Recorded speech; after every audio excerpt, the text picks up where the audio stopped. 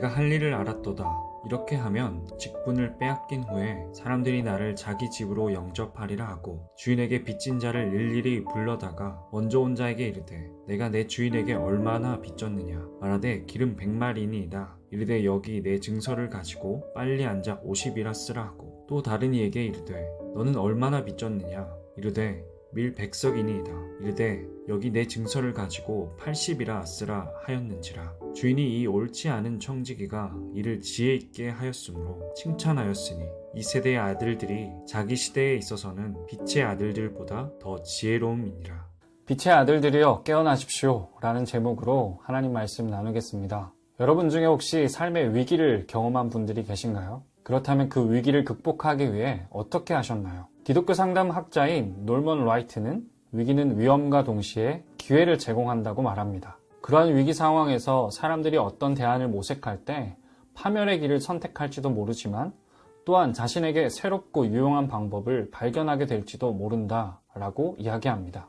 오늘 본문에는 절체절명의 위기를 만난 한 청지기가 등장합니다.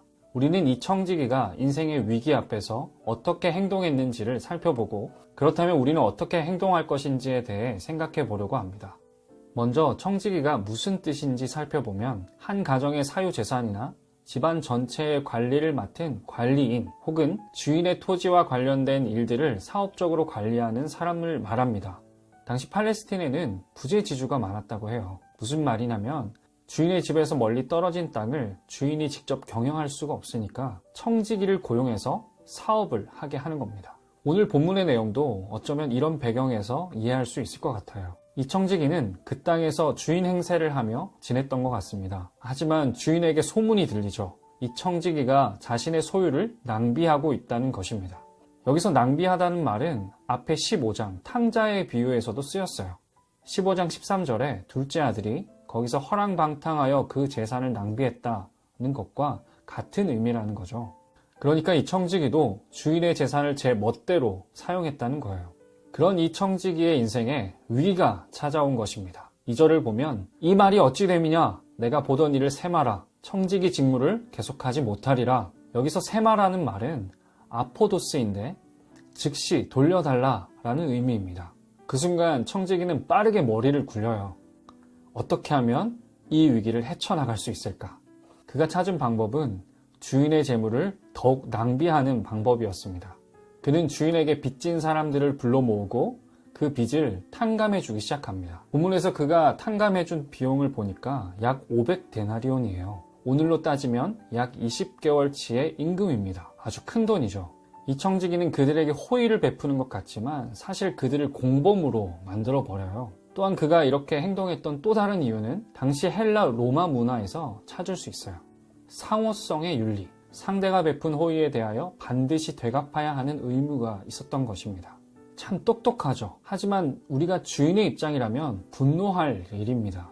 이 청지기는 자신의 삶이 끝날 위기 앞에서 이제껏 자신이 믿어온 가치와 신념대로 행동하기에 주저함이 없었습니다. 그리고는 결국 자신의 미래의 안녕을 확보합니다. 이 상황에서 정말 이해가 안 되는 건 바로 주인의 반응입니다. 이 청지기를 두고 일을 지혜롭게 하였다고 칭찬하고 있는 것입니다. 우리가 알아야 할 것은 주인은 이 청지기의 불의한 행동을 인정하는 건 아니에요. 주인은 그가 옳지 않은 청지기라고 분명히 하고 있거든요. 그러면 왜 주인은 이 청지기를 칭찬했을까? 이 칭찬은 칭찬을 위한 칭찬은 아닌 것 같아요. 이 칭찬은 누군가에게 자극을 주고 교훈을 주기 위함이에요. 누구입니까? 빛의 아들들. 우리는 여기서 이 비유의 이야기에 청중이 누구인지 봐야 합니다. 앞서 15장의 비유들의 청중이 바리새인들과 서기관들이었다면 16장부터는 제자들을 포함시키고 있어요. 예수님께서 이 비유를 통해 불의한 청지기를 칭찬하시면서까지 그의 제자들에게 하고 싶으셨던 이야기는 이것이에요. 청지기에게 닥쳐온 이 위기는 새로운 삶을 준비하게 했습니다. 그는 새로운 삶에 대해 분명히 인식했을 뿐만 아니라 철저하게 준비했습니다. 그는 그의 세상적 가치관과 신념을 가지고 적극적으로 행동했습니다. 빛의 자녀된 여러분, 사실 우리는 이 청지기보다 훨씬 더 강력한 위기를 경험했습니다. 바로 복음입니다. 복음은 우리의 삶의 주인이 우리가 아니라고 말합니다. 마음껏 죄짓고 살았던 우리의 삶을 뒤흔듭니다. 복음은 세상의 가치대로 살았던 우리에게 새로운 삶뿐만 아니라 변화된 삶을 요구합니다.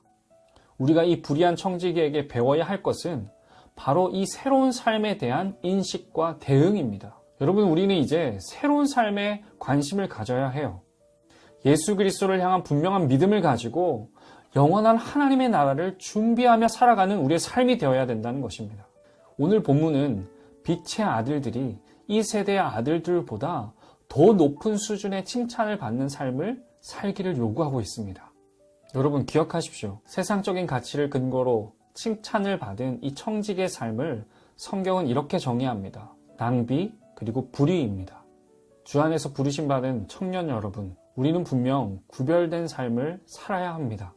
주님께서는 우리가 영원한 하나님의 나라를 준비하는 청지기로서의 삶을 요청하고 계시는 것입니다. 사랑하는 청년 여러분, 오늘도 우리가 주님 안에서 거룩한 성도로 부르심 받았다는 사실을 기억하며 성도답게 살아내는 오늘 하루가 될 수 있기를 간절히 소망합니다. 하나님 아버지, 우리를 빛의 아들들 되게 하심에 감사합니다. 세속적인 가치에 흔들리는 우리를 붙들어 주시고 하나님 나라의 청지기로 살게 하옵소서. 예수님의 이름으로 기도합니다. 아멘. 오늘의 기도입니다. 나의 유익이 아닌 하나님의 기쁨을 위해 살게 하옵소서. 이웃사랑을 실천하는 하루 되게 하소서.